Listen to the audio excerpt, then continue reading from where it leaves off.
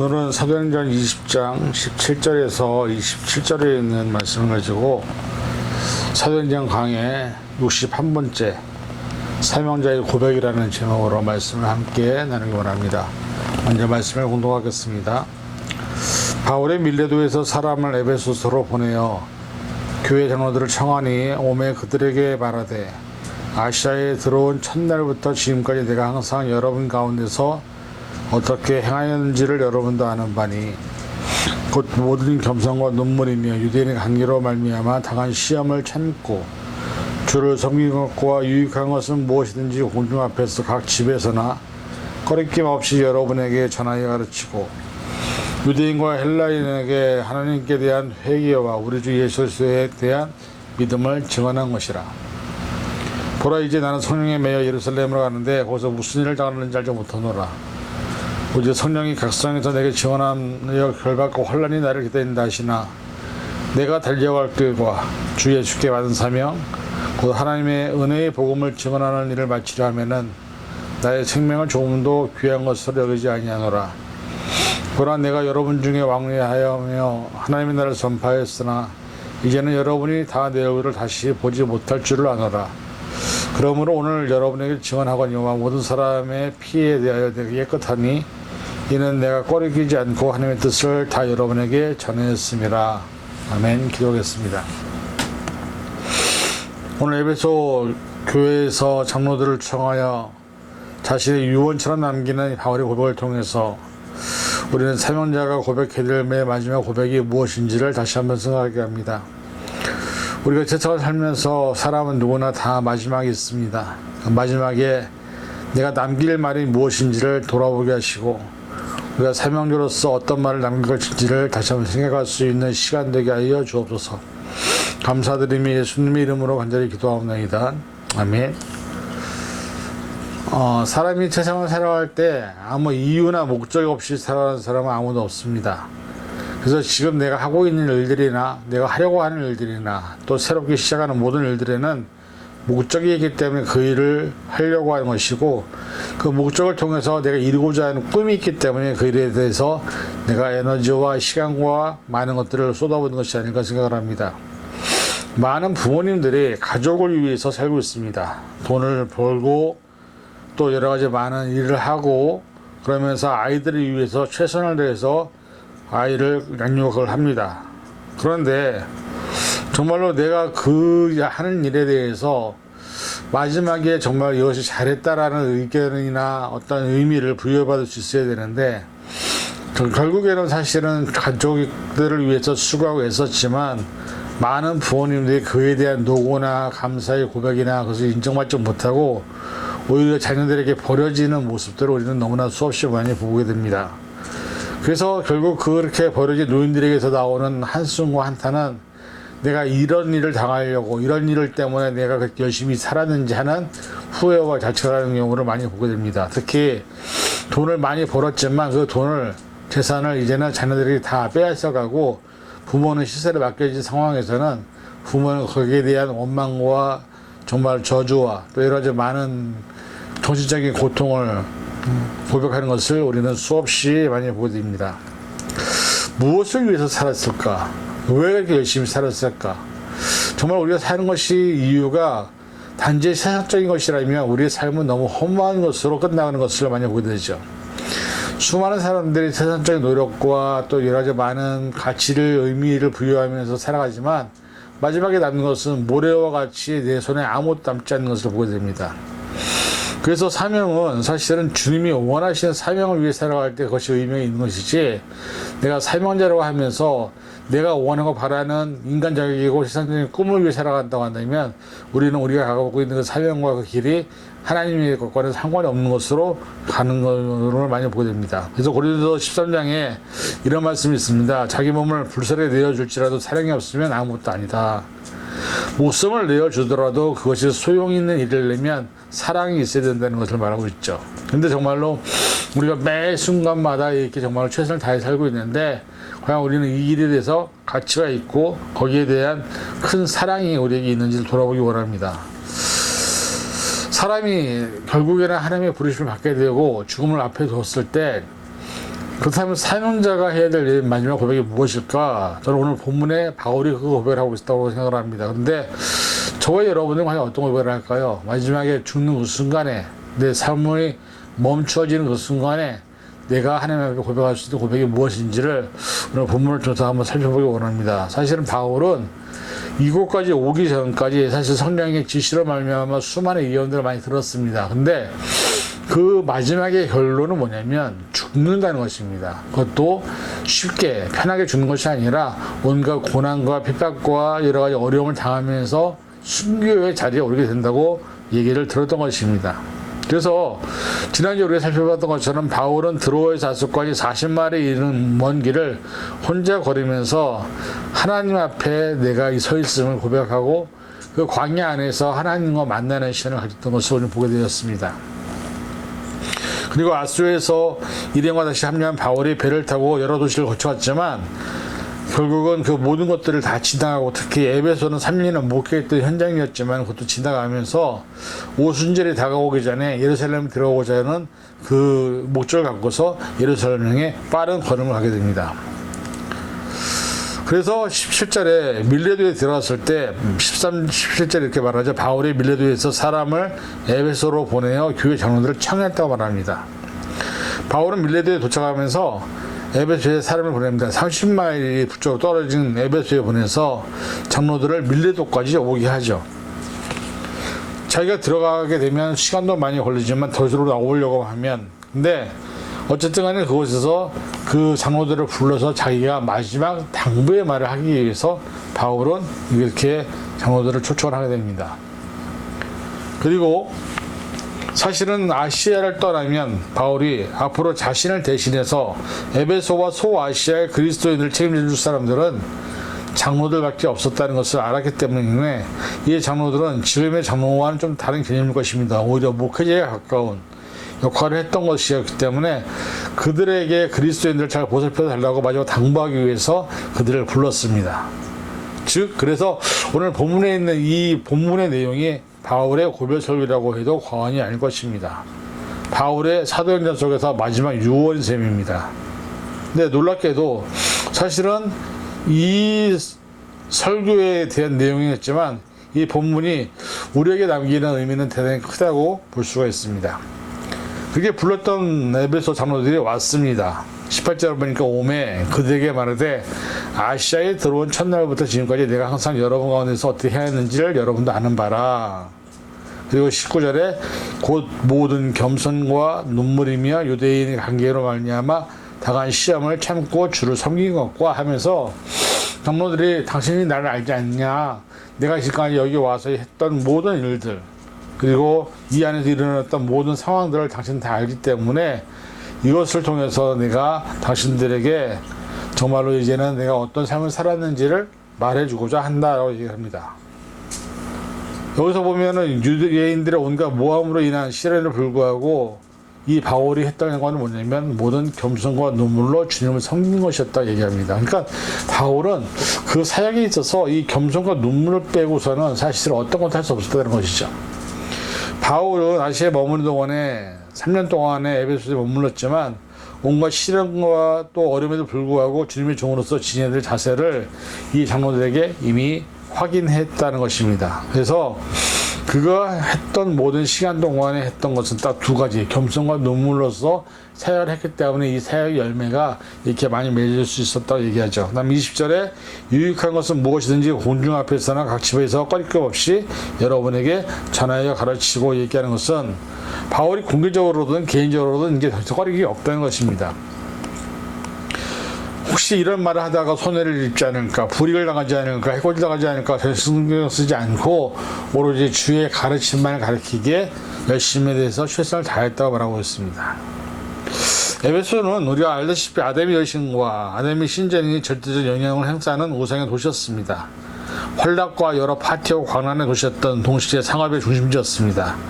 제2의 로마나까지 불릴 정도로 대단한 도시였습니다. 그곳에서 바울은 사람의 손으로 만든 것들이 신이 아니다 하고 담대히 선포했습니다.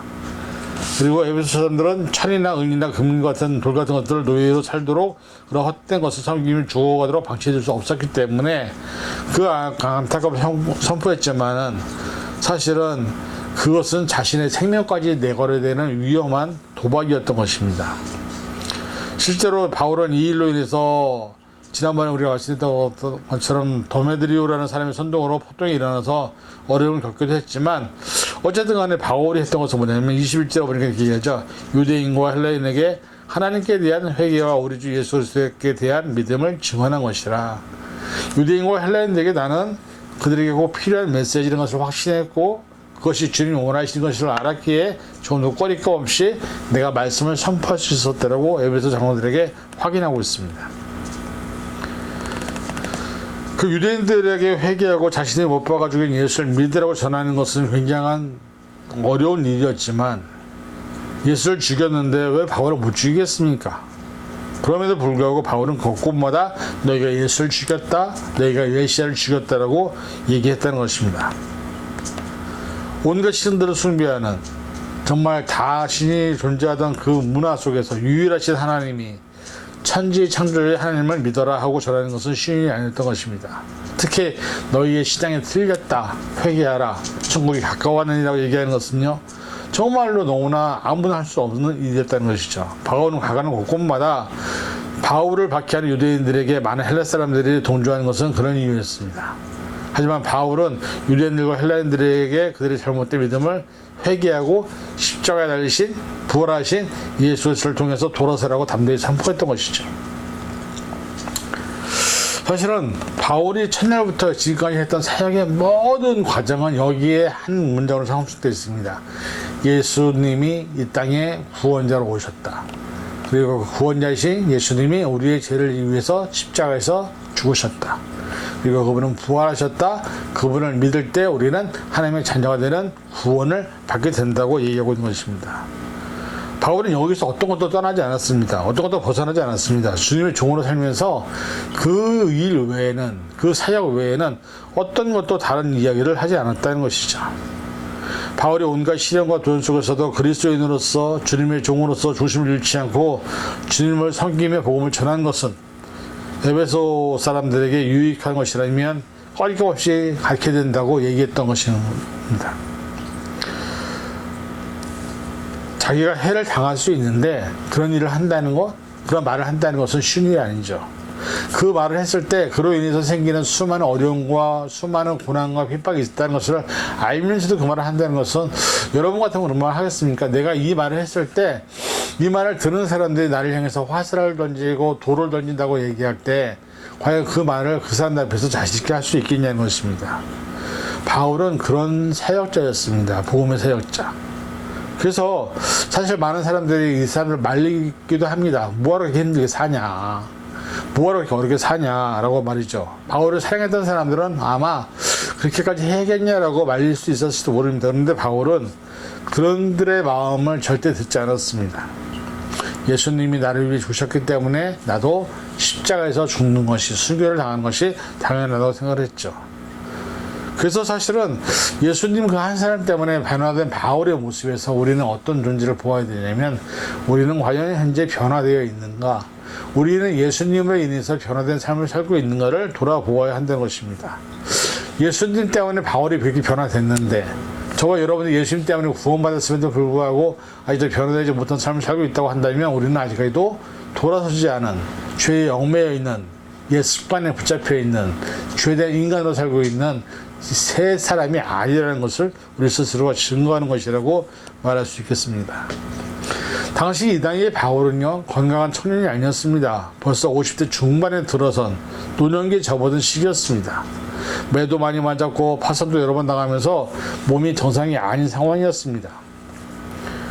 그러나 바울은 나이가 많아도 육체의 병도 있었고 복음을 전하는 데는 장애가 되지 않았습니다. 바울의 몸은 노쇠가 병행했기 때문에 더더욱 주님의 은혜를 구하면서 내 은혜가 내게 충만하다라고 얘기하는 그 주님의 음성의 말씀을 붙들고서 결국은 끝까지 복음을 전하는 바울의 모습을 우리는 보게 됩니다.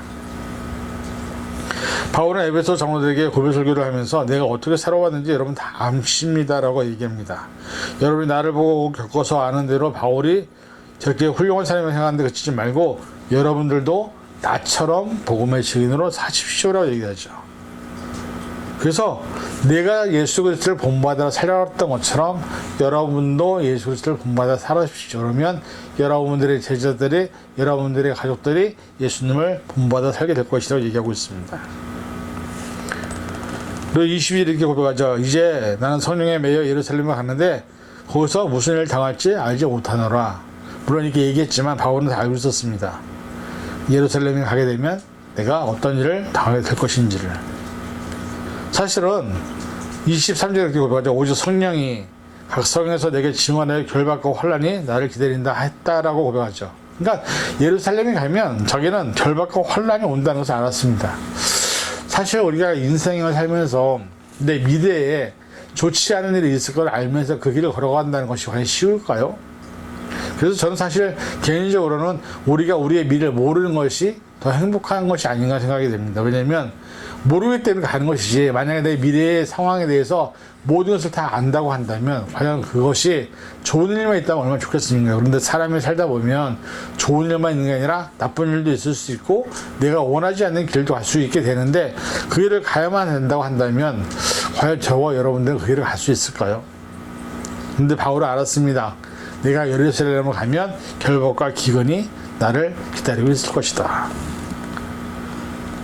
근데 바울은 좋아서 간 게 아니었습니다. 주님 나를 부르셨기 때문에, 내가 사명자라는 사실 때문에, 내가 복음을 갖고 있기 때문에, 내 안에 예수로 살아있기 때문에 나는 그곳에 가서 환난과 핍박을 받을지라도 나는 거기 가서 예수 그리스도를 증거해야 된다는 것을 알고 있었다는 것이죠.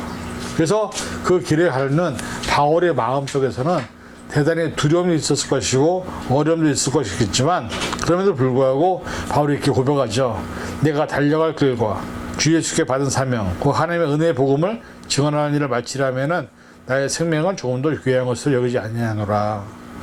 저는 사실은 이 고백이 사명자의 고백이 아닌가 생각이 됩니다. 그리고 저와 여러분들이 마지막 죽음 앞에서 이런 고백을 할 수 있다고 한다면 하나님께서 얼마나 기뻐하실까라는 생각을 하게 됩니다. 다시 한번 읽어볼까요? 내가 달려갈 길과 주 예수께 받은 사명, 그 하나님의 은혜의 복음을 증언하는 일을 마치려면은 나의 생명조차 조금도 귀한 것으로 여기지 아니하노라. 바울은 자기의 생명을 귀하게 여기지 않았습니다. 왜? 그것보다 더 중요한 것이 뭐냐면 주님께 받은 사명, 그 사명을 전하는 일을 제일 중요하게 생각했기 때문에 바울은 그것이 더 중요하시, 내 목숨은 그것에 비하면 아무것도 아니다라고 고백하고 있는 것입니다. 바울의 결박과 환란이 기다리는 예루살렘 길을 내가 달려갈 길이라고 표현을 합니다. 자신이 반드시 가야 할 인생 길이라고 합니다. 바울은 자신의 왜 길을 가야 하는지 그 이유도 분명히 알고 있었습니다. 즉, 주 예수께 받은 사명, 그 하나님의 본의 복음을 증언하는 일을 마치기 위해서 바울은 그 길을 걸어간다고 얘기하고 있죠. 얼마나 멋집니까? 사실 이렇게 복음을 위해서 자기의 목숨을 내거는 사람들이 그렇게 많지는 않습니다. 요즘 시대가 점점 변해가면 갈수록 사명자들도 또 어떻게 보면 사역자들도 사역의 어떤 그 때묻지 않았던 순수함이 사라지고 세상적인 가치, 세상적인 안목을 따라가는 경우가 얼마나 많은지 모릅니다. 그런데 바울은 죽어도 괜찮다는 것입니다. 목숨을 걸을 만한 일이라는 것이죠. 왜? 이것이 하나님 주신 사명이기 때문에 내가 복음을 전하는 것이 가장 중요하다는 것이죠. 하나님이 이렇게 은혜를 주셨고 또 하나님 나를 붙잡아 주셨는데 내가 무엇을 두려워하겠냐고 바울은 고백하고 있습니다. 예루살렘에 가는 길을 인도하시고 계시는데 내가 무엇을 두려워하겠느냐라고 얘기하고 있는 것이죠. 이것이 우리에게 보여주는 참된 믿음이 아닐까 생각합니다. 하나님 뜻 앞에서 자신의 중심적인 의지를 내려놓는 것. 그래서 아무 생각 없이 살아가는 존재가 아니라 하나님이 내게 주신 그 뜻을 따라 나는 그 뜻을 이루기 위해서 살아간다는 것. 이것이 사명자의 모습이고 우리의 고백이 되어야 될 줄 믿습니다. 바울은 주민으로부터 받은 사명, 그 은혜의 복음을 전하는 사명을 다하기 위해서 자신의 생명은 조금도 귀한 것으로 여기지 않았다고 선포합니다.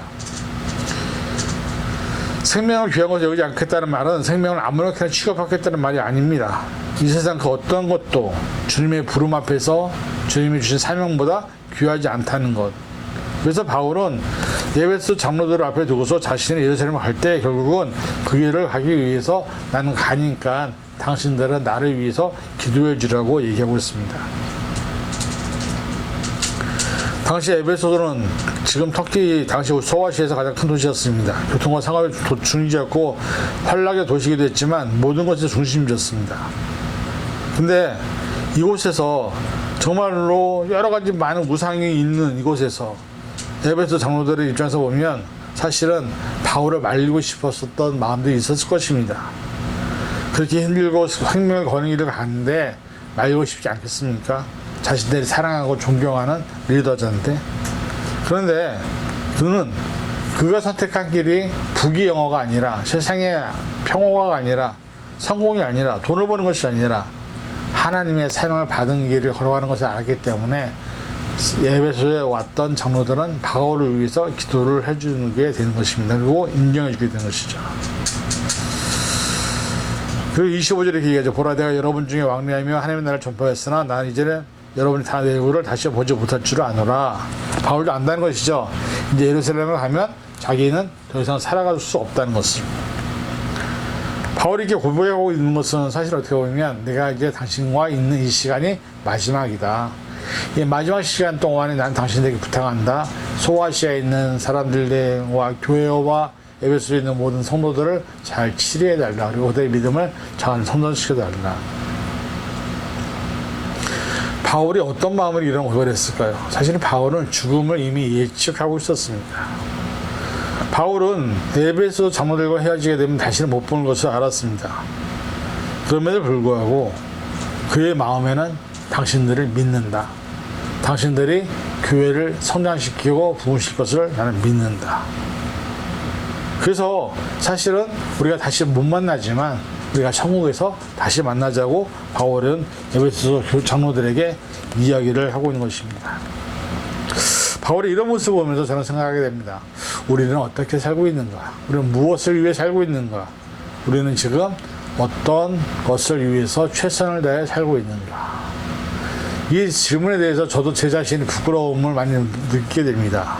사명보다는 어떻게 보면 지금 현재의 삶을 유지하기 위해서 살고 있기도 하고 또 사역보다는 또 선교보다는 복음보다는 내 가족과 우리 자녀들을 위해서 살고 있는 것도 사실입니다. 그러나 우리가 결국 가야 될 그 길은 나중에 가야 될 그 길은 바로 바울이 고백한 주님이 맡겨진 사명을 잘 전달하고 그것을 실천하기 위해서 살아가는 것이 우리의 삶의 마지막이 되어야 될 줄 믿습니다.